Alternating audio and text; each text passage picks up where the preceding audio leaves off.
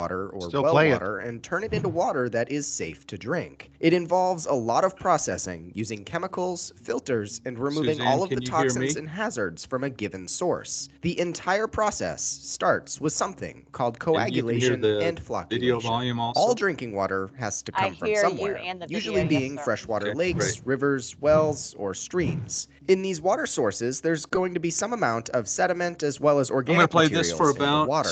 These 2, particles 3 of minutes. sand, bacteria, It gives dirt, a lot wood, of background etc., they into all water have to be treatment removed before that the water can be sent I'm not out to going to city cover in residents. To do this this, session, chemicals called but coagulants are I added to sent the you a water. link These to it that chemicals, has a such as lot aluminum sulfate or of ferric good chloride, information. work to help the This particles in the water video congeal is together. water Essentially, treatment these for chemicals have potable the drinking opposite water, charges of and the suspended second solids, video like is clays or for silts. When wastewater combined, the treatment. charges of the particles are neutralized, allowing for them to stick together. Coagulants are often added to the water right at the inlet of a drinking water plant, where the water then goes into mixing basins called flocculation basins. In these basins, the solution of water and coagulant will slowly be mixed together to form what are called floc particles. After mixing for a set amount of time determined by water quality in the flocculation basins, the water is moved to sedimentation basins. It's in these holding tanks where the water sits for the floc particles to begin settling out at a faster and faster rate,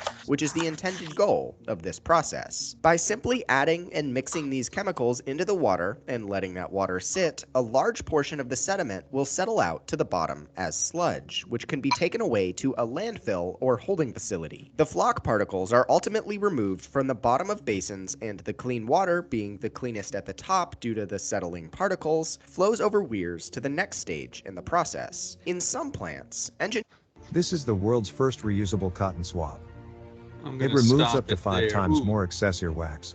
get off Recent that studies show video. that standard cotton swab. There we go. Welcome everybody to the Professional of the Month for January. I'm going to just launch in to the presentation. Dawn is away to give any introductions, so I'm just going to begin. And if you would raise your hand or let me know if you can't see something on the video, but I wanted to really cover from beginning to end, from fresh drinking water to the treatment of the wastewater and discharge back into the environment. And let's see, going on from there, there's the 2 links that I've put in the presentation. These presentations are up in the quality directory under presentations. So if you want to come back and watch that, either of those 2 videos, and if you did watch those 2 videos, I think you could get an extra half hour of credit towards your professional development. Let's see. My agenda for today is in really 3 parts. The first part is on water quality for drinking water, where I'll cover different sources of drinking water. There's generally 3 different sources: surface waters, groundwaters, and sea or brackish water. And then talk a little bit about water treatment, water storage, pumping, and distribution systems along with that, and try to interject as much experience that we have here into the session to make it interesting. Hopefully some of you will see photographs that are familiar from projects we've worked on. Then I'm going to get into wastewater quality and the collection and pumping systems, and then wastewater treatment. And the last part I want to touch on, it's where the water is moving for the future. SWIFT is an acronym from Hampton Roads Sanitation District, where it's a sustainable water initiative for tomorrow, and that is taking wastewater and treating it completely to drinking water quality and putting it back into the ground. So I'll talk a little bit more about that towards the end of the presentation. So getting into the aspects of drinking water, which everybody should be concerned about. Hopefully you've had an opportunity already today to sample and use fresh quality water. And some of the primary aspects of water quality to be concerned about, I put bacteriological at the very top of the list. That is the last test that is run on our drinking water to verify that we don't have microorganisms in our drinking water that would cause sickness to spread. And from time to time, you'll hear of a city issuing a don't drink or a boil water order. Somewhere along the line, a sample has detected bacteria in the water system, and until that is flushed out, that water is not safe to drink. Some other important parts, taste. Not too many of us will drink water that doesn't taste good. We'll look for some other source of water if the water from the tap is not good to taste, or if it has an odor. Hardness is also an aesthetic that some people like, some people hate. There's a balance of that, and then moving down the line, nobody likes to drink water that has color or turbidity in it. Turbidity is a cloudiness that prevents you from seeing through the water. It may be nothing more than clay particles, but it's still generally objectionable in your drinking water. And then, of course, toxic chemicals and metals are not desirable in your drinking water. I'm going to move on to the Virginia Department of Health, who issues the regulations for drinking water that all of the municipalities follow. All of our clients that treat water for drinking will follow the health department in their drinking water rules and regulations. These are only a few of the many. There's probably a list of 50 different constituents that are regulated in the drinking water. Some that we run across most often are iron, manganese, lead, and copper. Iron and manganese are dissolved metals that can produce off color in clothes washing. If you ever have a white t-shirt and run it through water that's high in iron and manganese, you most likely will get a discoloration, a turning rust on that fabric. So the numbers that we look for here for iron and manganese of 0.3 and 0.05. When we test a well, for instance, down in Falls Cape, iron tested at about 0.45. So we treated for iron to bring that level down. Going down to the table 340.2, organic chemicals, benzene and carbon tetrachloride are two that you would not like to have in drinking water. So the health department sets limits there. I placed water hardness here as a scale I like this graphic because of the different colors. Soft water is really nice for showering and clothes washing because the soap lathers up real nice in soft water. And as you move on up or down that scale, up over 180 parts per million of hardness is listed there like a stone. Anyone who's ever tried to shower in hard water of 180 or more, you can essentially use an entire bar of soap in order to get any lather.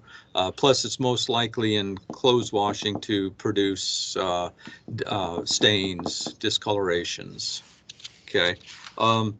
The 60 the 60 number is a good number because it people often like some level of hardness in drinking water. It adds to the good taste. It's a measure of the of calcium in the water. I'll get into that a little bit further as we go down. I grew up on water that was over 180 parts per million, and know the frustration of that, and actually prefer the surface waters that we have in the Richmond area to use. This is from a water quality report that was put out for Richmond and Henrico. Right off of, I'll show a few pictures here in a moment, but here are some of the numbers that that our water treatment specialists test for on a regular basis. This was from a report in 2020, and again, this is only 10 items from probably 50 or more items that were tested for. And every year you can get this report from the city or Henrico County, and look at what is being put out by the treatment facility. Some of those items, total organic carbon near the bottom. The MCL is the maximum contaminant level, and in that case, TOC it is down below the limits. The trihalomethanes is another one. I'm not a chemist, but I know that trihalomethanes are one that can be carcinogenic if the values are too high, and that's a byproduct. Over on the far right, it shows what is the source of some of those pollutants, and trihalomethanes are from overuse of chlorine in the disinfection process.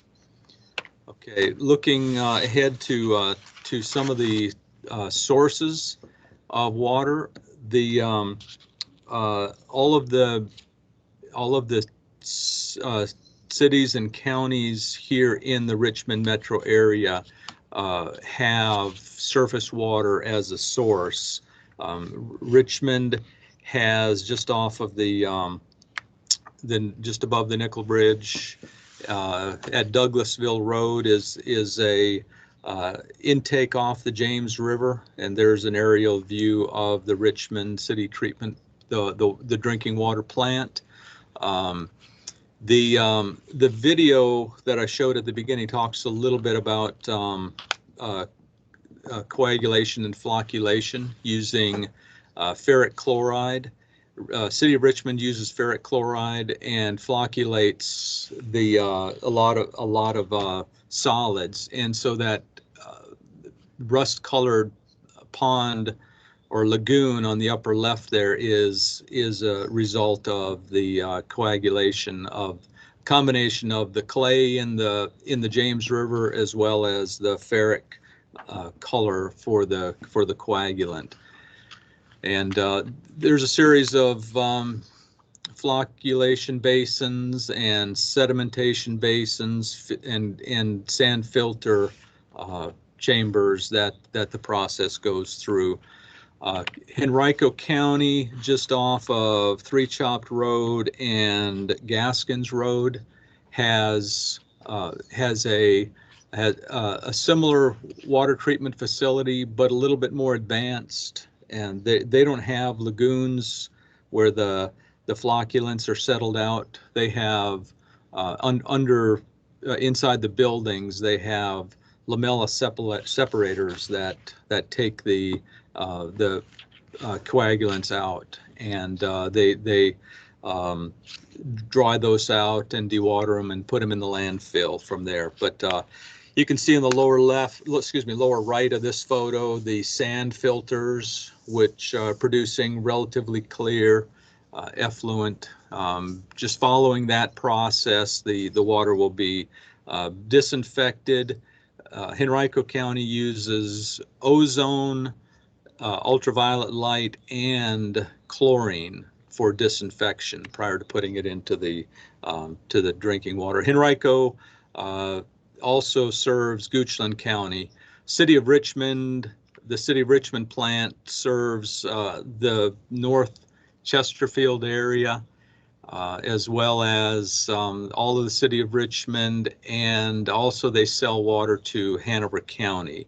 The south part of Chesterfield draws from the Appomattox River, the Appomattox River Water Authority down in Matoaka, that produces water for Petersburg and Prince George and Hopewell and the metro counties to the south. Okay, surface water. Some of the aspects of surface water is that it has a higher sediment loading. The photo on the lower part of the screen is of the James River down at Robious Landing. That was during after a storm event. I took an aerial photo there, and you can see the very brownish color of the James River, and so it carries a high amount of sediment. Now, this happened to be during storm period when it's carrying a higher amount of sediment. That does go down as the flow subsides. But look at those nice geese and cattle and fish that are producing fairly high organic load into the water, which all has to be taken out. Some of the treatment processes there: screening, settling, flocculation, ozone disinfection, microscreening, and then sand and activated charcoal filtration. Groundwater is different from surface water. Groundwater generally has higher dissolved solids. That would be hardness and other minerals, iron and manganese, that you generally don't have in a surface water source.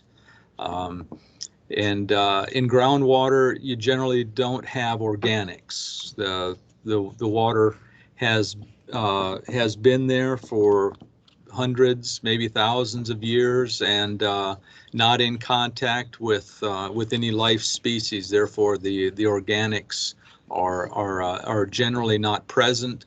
It depends on how deep the well is as to how much of the organics were there.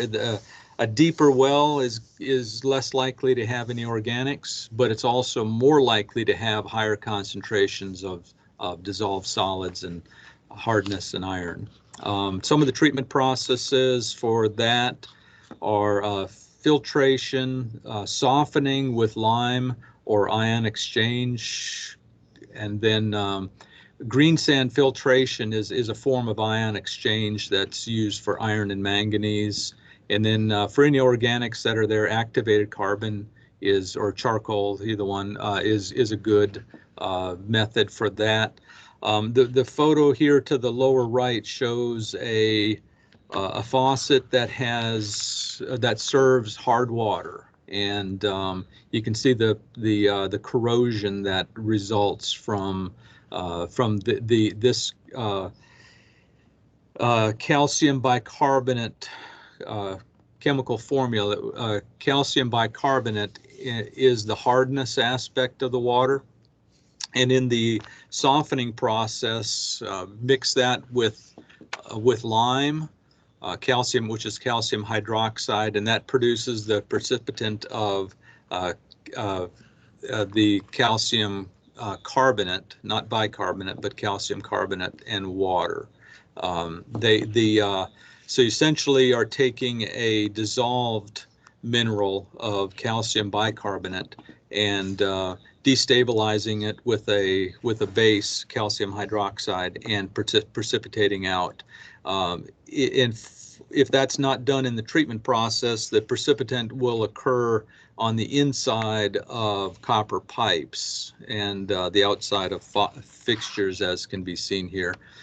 So hard water can be very expensive to deal with, and having to replace filters and fixtures on a regular basis.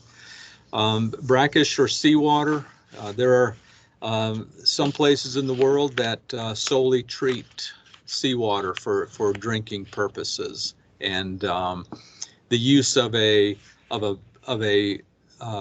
membrane similar to the lining on our digestive tissues is used. The membrane will pass water and reject salts and other minerals. And by putting a pressure across a membrane, we can pump water through the membrane from a contaminated side to a purified side. And I'll talk a little bit about that more as we get into one of the projects. But we have some experience with treatment of the brackish and seawater down at False Cape. Groundwater, here's a typical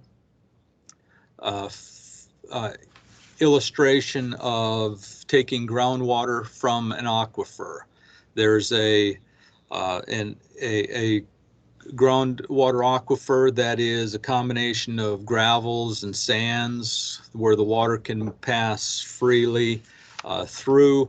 Generally, clays and silts are not good in aquifers because the water doesn't pass through it very quickly.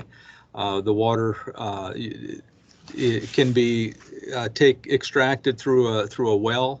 A casing here that's in this image, it looks like it's dug down into the aquifer about 20 feet, and there's a well screen to keep some of those finer sediments out of there.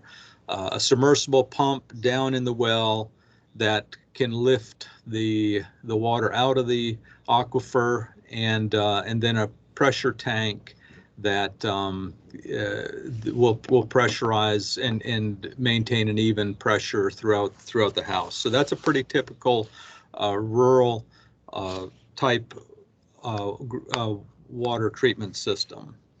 And for the most part, most homes that use wells don't have a treatment process. If it's water in this area, Central Virginia, down to a depth of 50, 75 feet, they'll probably just go right through the pressure tank and on into use in the home.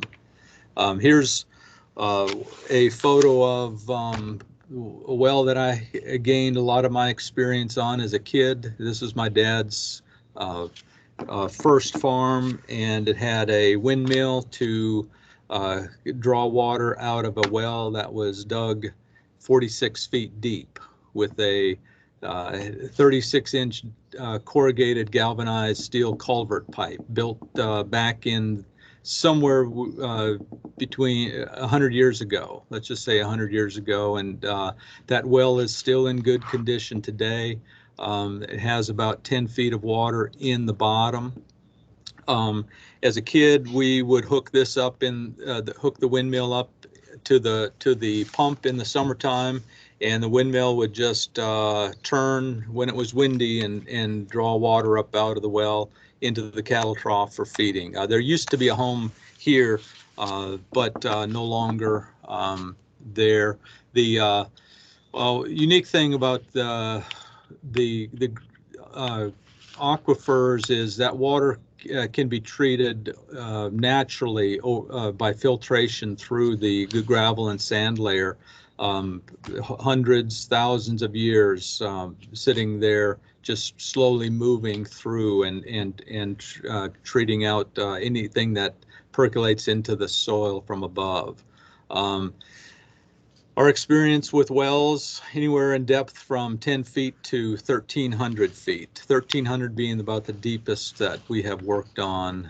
That was at Grange Hall Elementary School down in the western side of Chesterfield County.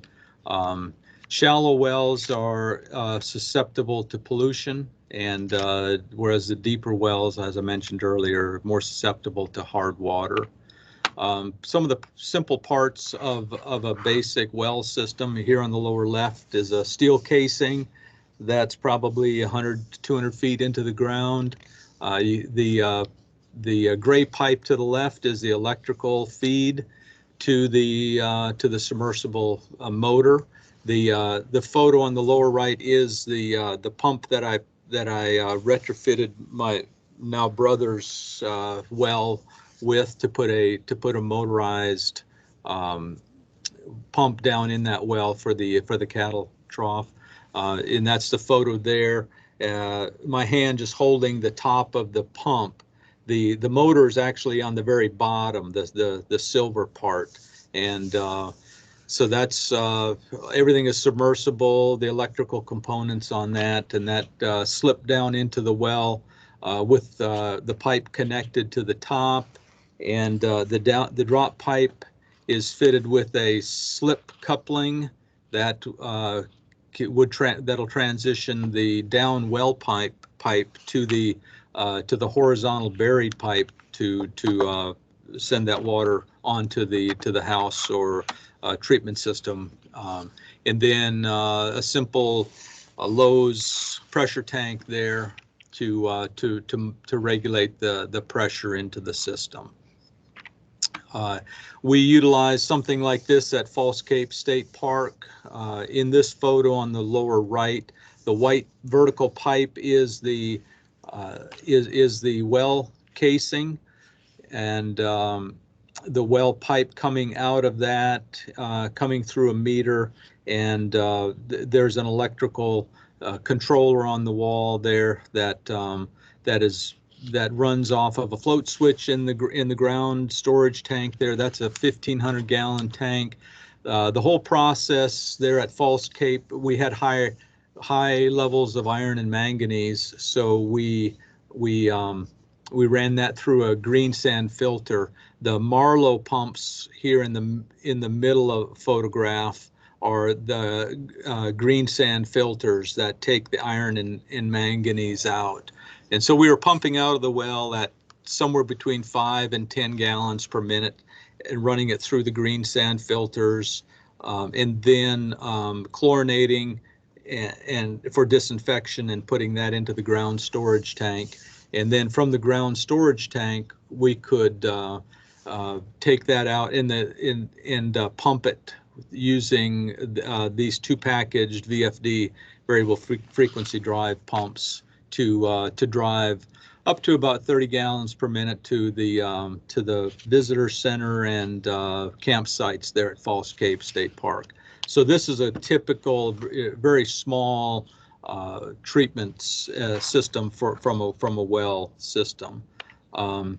At St. Bride's Correctional Center, we had extremely high sodium chloride salt water from a brackish well. This did come from a groundwater source, not from an ocean source. But we started, so we had 13,000 parts per million of salt water.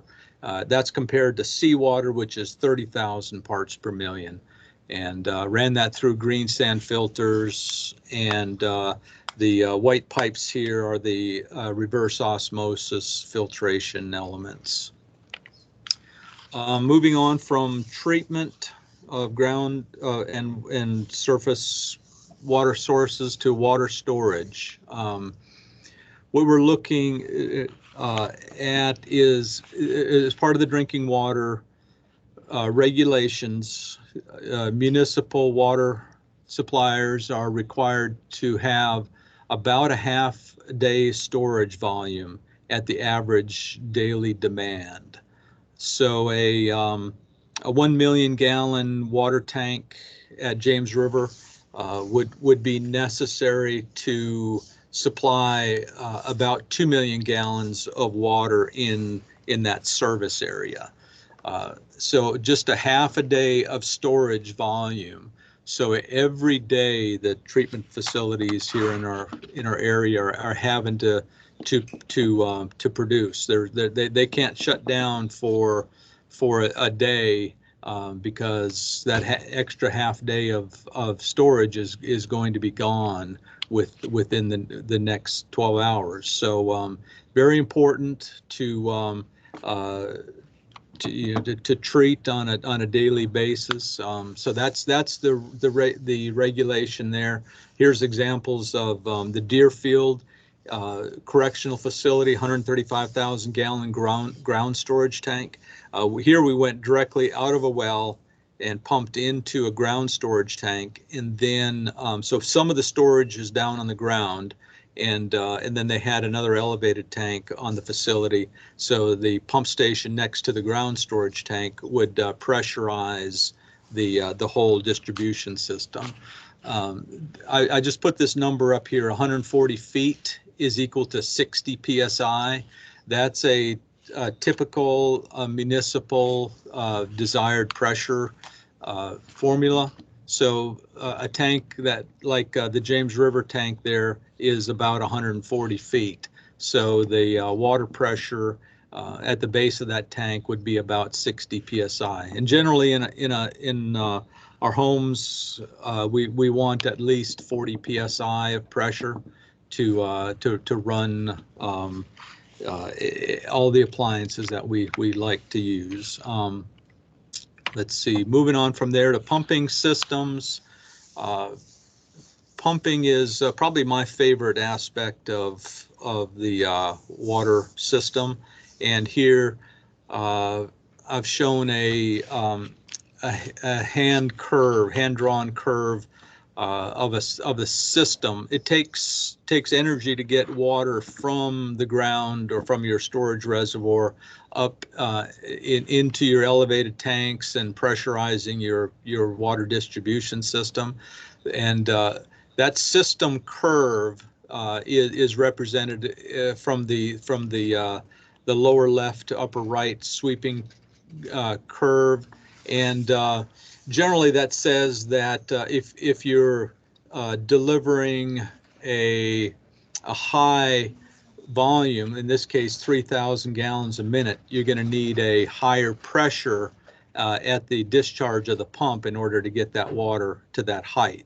If you're looking for a lower flow rate of 1,000 GPM, you don't need as much pressure. So we developed that system curve first of all, and then we superimpose the pump curve on top of that, and the point where the two intersect is where the system is actually going to operate. So in this case, the pump curve meets the system curve at 2,000 GPM and 125 feet. So somewhere in the 50 PSI range. And then we can also superimpose the pump discharge control valve onto that, where you can modify that intersection point to put more control into the system, and that's done by inducing a pressure loss through the control valve in order to control the rate of flow. This photograph shows the pumps to the left and the pump discharge control valve to the right side at the Matoaka pump station, and those are 125 horsepower, I'm sorry, 75 horsepower, 480 volt three-phase pumps. Water distribution, the pressures vary on the distribution system, somewhere between 50 and 150 PSI. So the most all pumps in this area, piping systems in this area are rated up to that 150 PSI level. Generally, we don't have greater elevations in the Richmond area that where up in the mountainous areas, it's not uncommon to be up in the 200 to 250 psi range, in which case piping needs to be classified at a higher pressure. Generally here in this area, we look for 3.5 feet of cover on top of our water mains to get down below the frost line. And a little bit about joint restraint. We the photo of the valves there in the lower left, you can see all the boltings between the T and the black T and the orangish reddish colored valves. That's to tie all the components together. Long runs of pipe, we just have slip-on joints like this photo in the lower right, where if that is an elbow, a high pressure in the piping can blow an elbow off, and so we take strides to restrain all the piping so that we don't have piping blowing apart. With distribution, we have to consider high points in the system, so we eliminate air. We'll have air elimination valves at the high points, and some sediment is getting into the pipes in different ways, and so we have flushing at low points in order to eliminate those sediments that might build up. Here is a recent photo I took back December 30th, actually. That's what $1.5 million of 24-inch ductile iron water pipe looks like. That's going to be going in at Harrogate Road here in the coming year. It actually took 6 months in the current supply chain conditions to get that much pipe stored up to put into the job. So the job that we bid back in April, I think, of last year is just now coming to the construction period. Here's a little bit about trenchless technologies. Jacking and boring is a common thing. Here's Matoaka's 12-inch water line that we drilled a 24-inch casing below the CSX railroad. We couldn't open cut across the railroad, so no other option but to drive a casing beneath that and feed the water line through the casing. This equipment is used over and over again and it looks pretty rusty and beat up, but I guarantee you those guys are going to be continuing to use that equipment on several more jobs 10, 20 years into the future. Directional drilling, here's an example of drilling. We did a 300 feet of 8-inch PVC water line for the Manassas I-66 rest area. The red machine to the left is used to drill a horizontal opening through the in this case, we went beneath a wetland. We didn't have to disturb the wetland. We drilled horizontally for 300 feet and assembled the PVC pipe on the ground across the rest area yard, and assembled all that pipe, tied it together, and the whole process, you ream back a hole that's large enough to pull the pipe and some drilling mud together in one stroke. Very good way of installing without having to open cut and destroy the surface. Wastewater quality. I'm going to take a quick turn here. Quality is still important when we get to wastewater, similar to drinking water, but back in the bacteriological sense, we're using bacteria to treat wastewater. So there are going to be bacteria in the wastewater here, but in the final discharge that goes to the river, in this case, could have 200 colonies of microorganisms per milliliter. That's a fairly small number, but we get there through UV disinfection or chlorination. We're not concerned so much about taste and odor, hardness, or color and turbidity in wastewater. But what comes into play here are pH, ammonia, nitrogen. I forgot to put phosphorus on this list, something that comes from soapy detergents. And then the residual foods, we call it BOD and COD, which are suspended solids, and then oxygen, toxic chemicals, and metals. All of those are important in developing the wastewater quality. The Department of Environmental Quality here in Virginia sets the regulations for sewage collection and treatment. So if you hear us say SCAT regs, that's coming from the DEQ, and several things in the regulations that we look to. It goes right to the heart of generation of wastewater. These numbers, 100 gallons per day per person in a dwelling house. That's probably a 50 to 75-year-old number, but it hasn't changed out of the DEQ regs since then, since it was published. I just checked my bill here for the last month, and we're in the range of 50 gallons per day per person, and that's generally due to better plumbing fixtures and higher efficiency appliances. So maybe one day the DEQ might update that 100 down to 50.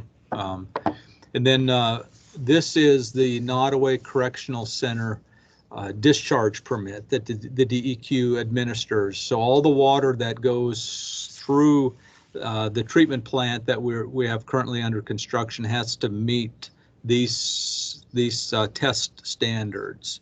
And one of the biggest being total suspended solids. As long as we can get down below 30 milligrams per liter on solids, that's fresh enough to put it back into a creek and let nature take care of treatment from there on. Ammonia of 0.79 in the final, after the treatment facility is done, will have to be down to 0.79 milligrams per liter. And let's see, that's another one there, that 5-day COD of 10 milligrams per liter is actually a fairly stringent number to reach, much more stringent than the 30 milligrams per liter of total suspended solids. The DEQ tells the operators how the columns over there to the right say what type of samples you have to take, the frequency, whether it's a grab sample, 1 per day, 1 per month, 3 per week. They specify the whole menu of tests that have to be run to show compliance with the regulations. Gravity sewers, also from the SCAT regs. A sewer, we're looking at producing a flow velocity somewhere in the range of 2 feet per second. That's our general standard for gravity sewers. A 12-inch sewer, the minimum slope on it being 0.22 feet per 100 feet. That's roughly 3 inches every 100 feet is a good slope on a 12-inch pipe, and that should produce 1.5 million gallons per day of flow. And then in designing sewers, we look at putting manholes every 300 feet for public sewers. John just designed the private system for the Horner Park, and rather than putting manholes at 300 feet, because it's a private sewer system, not part of the Chesterfield County public system, he can design that with cleanouts every 100 feet. In that case, he's designing a 6-inch sewer, looking at sloping it more than the 0.49, trying to get to a 1% to a 1.5% slope is better. You get a better velocity and less likely to clog up the pipe and require the operators to get out there and clean it out. Wastewater pump stations, most all municipalities have some form of pumping systems. This one is in Hanover County. A few years back, we upgraded the Sliding Hill pump station. Actually, the photo of that wet well is on the wall back by Craig's office. That's a 40-foot deep wet well down by the Chickahominy River, and we replaced the submersible pumps that were put in there in probably 2001. So by 2017, Hanover had grown substantially in that area, needing larger pumps and actually increasing from 2 pumps to 3 pumps. 2,000 gallon a minute, 125 horsepower submersible pumps. So that black pump to the right side is the pump as it came off the delivery truck, and before they slipped it 35 feet down into the wet well, where it's sitting there pumping today. The photo here on the lower left, I took during construction, a drone photo down on the temporary pumps, because we had to put in temporary bypass pumps in order to shut the station down long enough to replace the new pumps. The force mains are very much like water distribution mains. We use the same piping materials, PVC and ductile iron pipes, and then look at designing the piping for 2 to 4 feet per second velocity. We also have to include high point vents for elimination of air. This photo here to the right is the Fairfield rest area along I-81, and that force main is shown in green that I just superimposed there on the roadway photo. Had probably 2 valleys and 2 hills that it went up and over.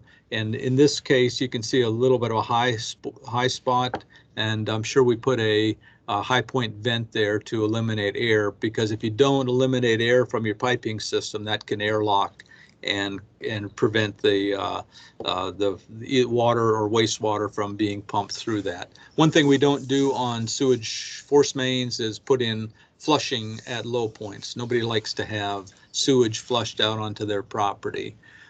We can do it with water, but not with wastewater. And then generally we don't design with valves, and we can go as small as 2-inch pipe for use with grinder pump stations. That's a type of a pump that will grind up any paper and trash materials to a smaller size and allow it to be pumped through a 2-inch line. So anytime we're doing that at a state park, a pumping system, we're Occoneechee State Park, for instance, we put in all grinder pumps with 2-inch force mains.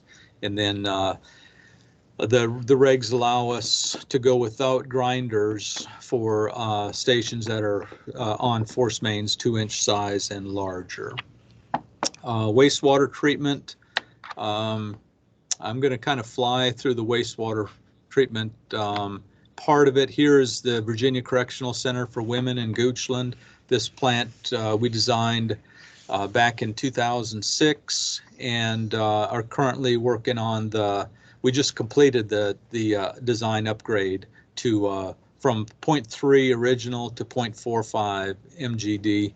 The Goochland Courthouse area is growing, and the state actually is the treatment operator for the county, and is accommodating Goochland financing to increase the size of that treatment plant so that more growth can be experienced in the courthouse area.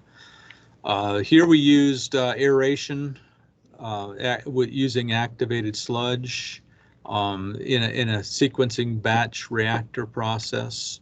Here's another one. Angelo, you might recognize yourself there looking down into the tank. That was this plant actually, this photo was taken 10 years after we put that plant in Haynesville into service. And Angelo and I went out there for a quick tour and a photograph, but that's a sequencing batch reactor. You have microorganisms in there that have a 3,500 milligram per liter concentration.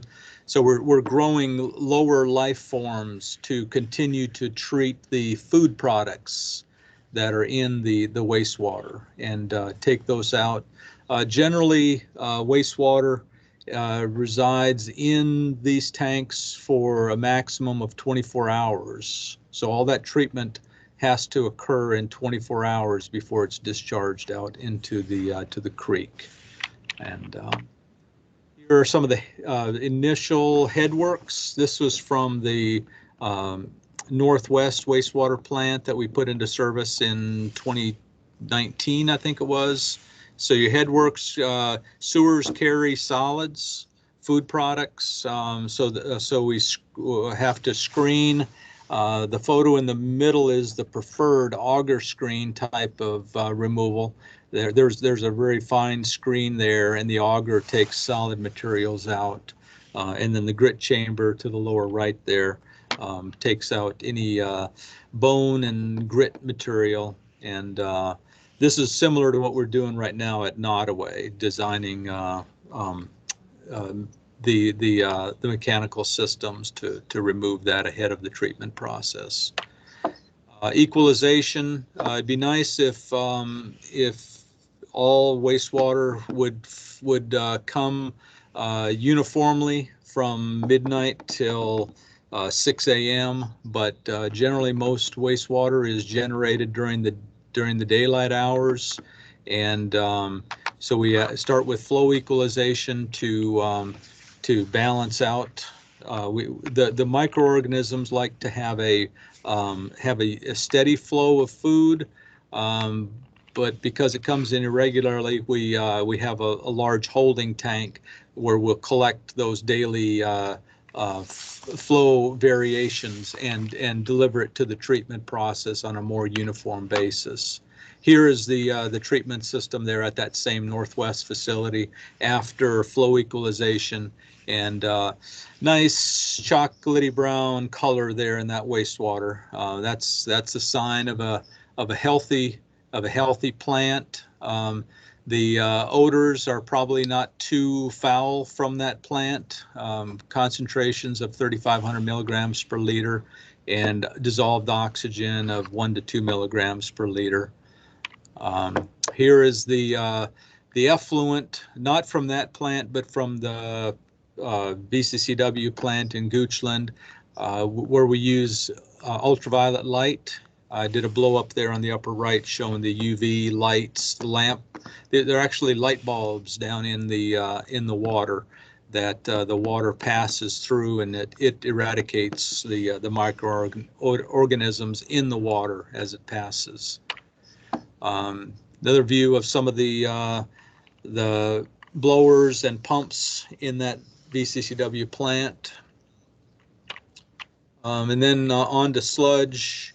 And here's a centrifuge from Sigonella, and we're doing similar dewatering of the biosolids at the plants. We're designing upgrades at Nottoway and VCCW. So those plants will get similar centrifuges for dewatering. And there's a picture of the biosolids, also known as sludge. It can only be applied seasonally onto the land, timed with the crop harvests. And so the DOC has a regional plant that we're expanding over in Powhatan for the storage of that sludge. And let's see. So that's what the biosolids look like after coming through the centrifuge. I'm going to skip on to the SWIFT. I mentioned the Sustainable Water Initiative for tomorrow. If 200 years ago you had, if you lived in Chesapeake and went to the Lowe's and bought a wood pipe, you could have pushed a wood pipe 20 feet into the ground and water would freely flow up through that wood pipe, and you'd have a continuous source of fresh water from the aquifer beneath it. However, over 200 years' time, that water in the aquifer has depleted, and the initiative that the Hampton Roads is taking is to treat wastewater to drinking water quality and pump it back into the aquifer in order to reuse that at a later period of time. This aquifer comes all the way up to probably Prince George County, where water that goes into the ground in Prince George travels below ground through the aquifer hundreds and hundreds of years later to be used down in Chesapeake and Tidewater area. So we're not currently working on anything to do with SWIFT, but it's a pretty major project that's occurring. So the wastewater plants run by Hampton Roads Sanitation District are being retrofitted to treat. And here's a photo of the or a graphic of the treatment process, all the parts that go into to treating. So it's essentially both a wastewater treatment facility followed by a drinking water treatment facility that can take wastewater, treat it to drinking water quality, and discharge it back into the ground for use at a later date. Like I said, that those pipes that used to freely flow from 200 years ago, today they no longer will freely flow, but the water would have to be, or is being pumped out of it. It's the aquifer is continuing to be used, but pumped out rather than free flowing because of the reduction in the level in the well system. And that concludes my presentation.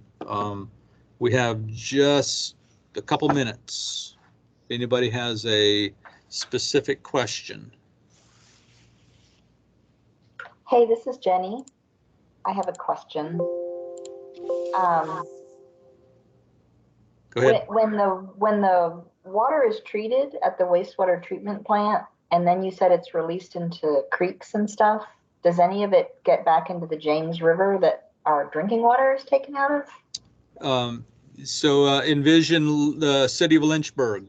City of Lynchburg is on the James River, has a water intake facility and treatment facility on the upper side of the river, and discharges on the downstream side of the James River, which flows on through Scottsville and Goochland and down into Henrico and City of Richmond. So, Okay. yes. Huh? I know, not to scare anybody, but essentially, yes. The reason for the DEQ standards are to have a certain level of cleanliness in the wastewater as it's discharged into the river, knowing that there are folks downstream that will use that water. There are wildlife, there are livestock that use the river. So yeah, that's part of the reason for the DEQ to set standards. Okay, thanks. I would assume the assumption is nature will treat that water and make it drinkable if given enough time and enough dilution. That's true. Exactly. The solution to pollution is dilution, the only wastewater thing I know. Yeah. For For city of Richmond and Henrico County, both of those water treatment plants are, Huguenot Road, and then the city of Richmond's discharge is down there just off of 95. And Henrico County pumps all the way over to Varina, where it's treated there. So both of those discharges are downstream from the water intake. And I think most of Tidewater area draws water off of reservoirs, so they're not taking water off the James for further treatment downstream of the city of Richmond discharge.